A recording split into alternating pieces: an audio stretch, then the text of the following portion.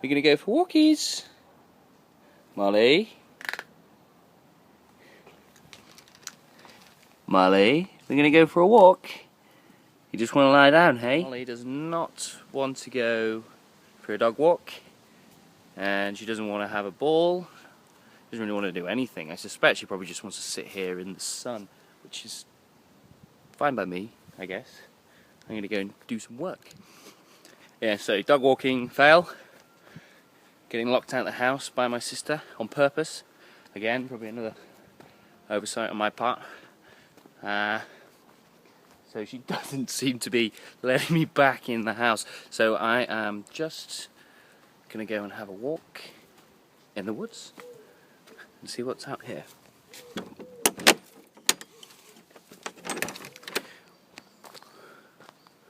We were really lucky as kids having this beautiful woodland outside the back of our house. It is a real shame though that Molly doesn't want to come and have a walk out here, because it is nice, and it's one of the things about Sheffield actually that I'm going to miss when I move away. I'm going to try and navigate across this river,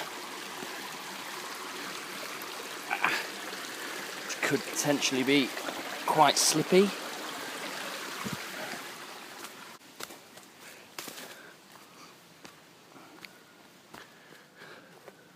So there's about 17 days left in Sheffield before I fly to Bangkok on the 18th of August. How do I feel?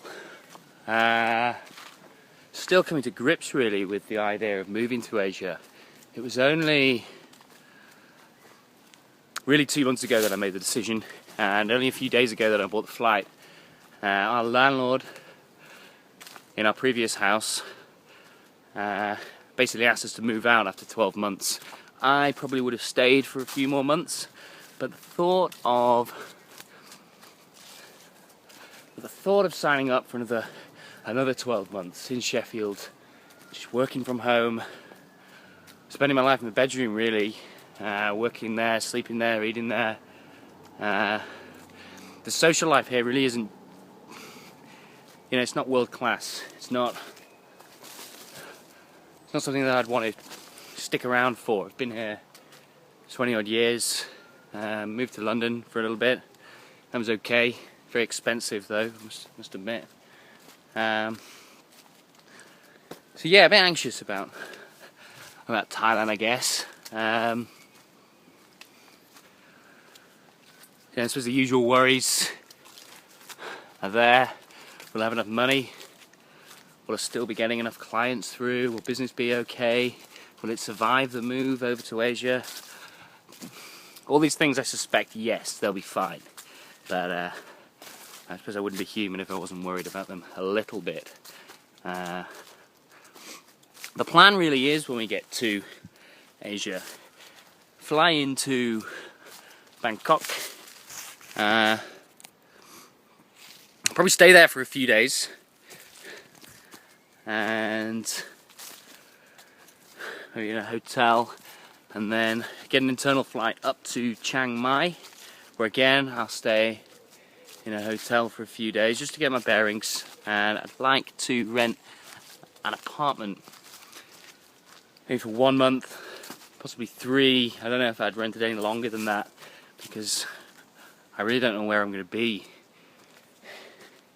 by the end of the year.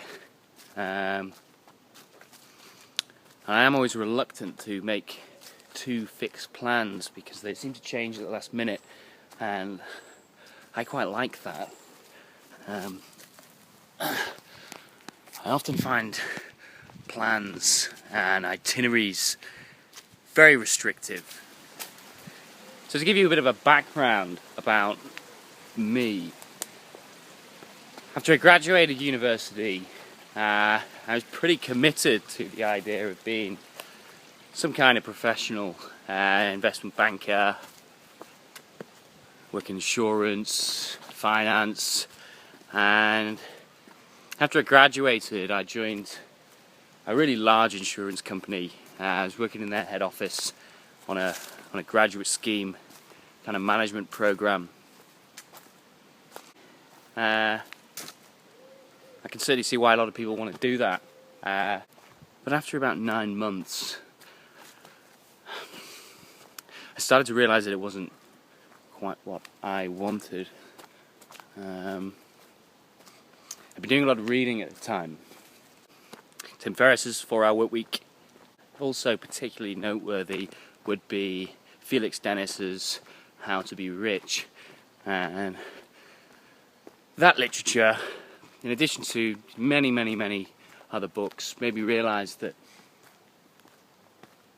if you have a certain set of skills, combined with the technology that we have available to all of us today, digital technology, there really is no need for, certainly in many cases, no need for an employer now to come along and create the infrastructure for someone to come along and be an employee. All of the tools, capital, can all be hacked really to allow anyone to work from home and pursue their own forms of enterprise. With that theory in mind, I quit my job in London. I got the bus back up to Sheffield because I had no money, and for a few months moved back in with my parents and started a very small digital marketing company, which was reasonably successful actually for the first year. As I tried to grow the business, I got involved with some venture capitalists who came along with a lot of money. The last minute though, they pulled out. Unfortunately, the legal side wasn't really sorted, and I'd started to hire quite a few staff members before any of that money was in place, which is a mistake. There was a bit of dishonesty on the side of the venture capitalist, but it was me that was stupid for not getting contracts signed and really just jumping before everything was ready. So after that collapse, I was pretty miserable for a good 6 months, possibly on the verge of depression, I guess. I didn't really know what I was going to do. Felt like I was a failure. It was a very public failing as well, because I had a few of my friends and associates that were involved in the business, and when that collapsed, there was no part of that catastrophe really that wasn't public. And that was difficult to deal with. So when I got back on my feet, I decided to restart another business. T-shirt printing. Something I had no idea to do, no idea what to do at all. But I thought I'd give it a go. So I bought all the equipment, used my internet marketing skills to promote the business, and within a few short weeks we were absolutely jammed with business. Really successful. However, just as we took on some really large clients for a festival in Sheffield, most of the machinery started malfunctioning. It was really bad timing. And the day before these t-shirts were going to be delivered or going to be printed, I just couldn't get any of it out the door. We couldn't print any of the complicated work, and maybe got out 10% of what we should have done. That caused big issues. People had obviously lost a bit of money. I'd lost a huge amount of money and I had to pay that back. I couldn't pay it back quick enough for people to get so annoyed that they actually called the police, and I had police around at my house, basically saying if what I was doing was in any way fraudulent, which it wasn't. My machinery just broke. But anyway, that got all sorted, and it was another entrepreneurial setback really, 2.5 years in, and another venture that hadn't really succeeded. So I had to go back to basics. I didn't have any money for any equipment. The only capital I had was a laptop. And back to my parents it was. After a few months, the new internet marketing company started to do quite well, and to this date, 2.5 years later, it's still doing okay. I mean, I'm not rich, definitely not. I've only got one employee who's in India, who's amazing, Sandeep. But the business is stable, certainly stable enough to afford a bit of an adventure, and it's the kind of business that I really do just need internet connection. So with that in mind, I've decided to move to Thailand, and in particular to Chiang Mai. Reasons for moving to Thailand and Chiang Mai, pretty simple really. It's a tropical paradise, cheap, beautiful food, and I really feel like I want an adventure. If I'm honest, I don't feel like I'm working to my maximum capacity. In fact, far from it. My day-to-day business or job has become so easy over the last couple of years, phenomenally easy, that there really is just no challenge. And while it pays the bills, and I've got a few other projects that I'm working on, I do feel underutilised. I do feel like I could be doing more, and I do have a burning desire for some kind of adventure.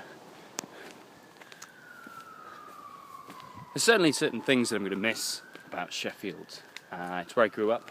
All my friends are here. Most of my family that aren't in Ireland or France live here. So yeah, quite a few things that I'm going to miss. It's an extremely easy city. Sheffield is right on the heart of the Peak District National Park, which is just beautiful. Me and my friends quite often in the summer go wild camping out there, take out some food and build some fires, which I'm sure you're probably not allowed to do, but you know, we clean up. Certain parts of the city I'm going to miss. You know, there are a few bars that I like, a couple of excellent restaurants, but I use the word couple deliberately because there are not loads. Certainly compared to when I was living in London, you know, just it doesn't compare. Sheffield doesn't really have a food culture, though that is changing somewhat over the years as it's becoming slightly more affluent. So yeah, there are a few things about Sheffield I'm going to miss, but certainly not enough to keep me here for any longer period of time. If I was ever to raise kids and finally settle down with a girlfriend or whatever, then yeah, it would be a lovely place to raise children. But that is so far ahead of my plans at the moment that it's almost laughable, really.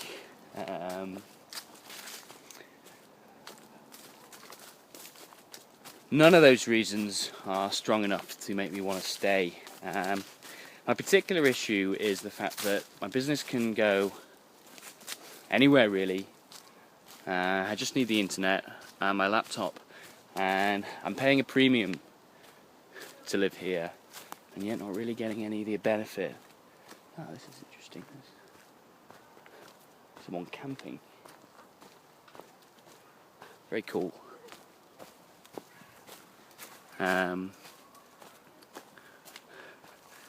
Yeah, paying a premium to be here and not getting any of the benefits really. I guess the reason why I'm making these videos is to document this process of packing up my life, my business, and putting it into a bag and getting on a one-way flight to Thailand and restarting whatever it is gonna happen over there. I mean, I've got a kind of idea of how my days are going to be. A lot of it is just going to be work. Pretty much doing the same that I'm doing now, but swapping my home office for either a co-working space or hotel room or just simply a cafe. But I'm also quite aware that my idea or picture of how life's going to be in the next couple of months is probably going to be very different from how it actually pans out. My imagination has a habit of running away with itself, and I really want to get this whole experience down on camera and hopefully share it with people that are in a similar position or are looking to be a similar position. May either be running their own businesses at the moment or in a job and looking in the future to somehow set up their own company and engineer their company, engineer their business. So it really is location independent.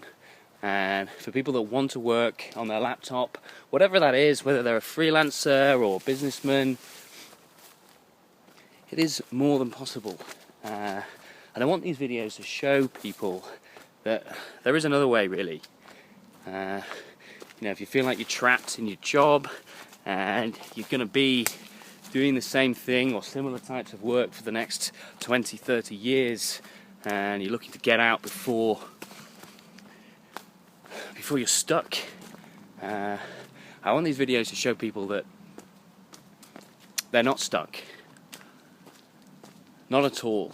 And the only thing really stopping people from sacking their boss and living a life that they set for themselves, living a purposeful life where the work you do every day isn't going to make someone else richer, it's going to building your own presence on this planet, building your own empire, however small, something that you can say that you've started and you've grown, and after a while allows you to live the life that you want to live. The things stopping people, I guess, are confidence and skills. Confidence obviously is important. You need to believe that you can be a force in the marketplace. You need to believe that you can be valuable enough to someone or create a valuable enough product that someone's going to pay their money to you for. So with that confidence, you're not going to leave work. You're going to stay. And I guess you probably get confidence from skills. Skills are just as important. You need some kind of skill. Without it, you're screwed. It needs to be marketable, it needs to be something that people are willing to pay for, or it needs to be a skill that you can use to create some kind of platform, some kind of enterprise that generates money. Ideally, businesses that generate passive income are to be preferred. I have only got into the passive income businesses much, much later. My core business is consulting and freelancing, and I have to be honest, I hate it. There's far too many complexities, too much human involvement. In many ways, freelancing is swapping one boss for 100. It's obviously a bit of a concern, leaving people, but as history has shown me, they always probably will be here.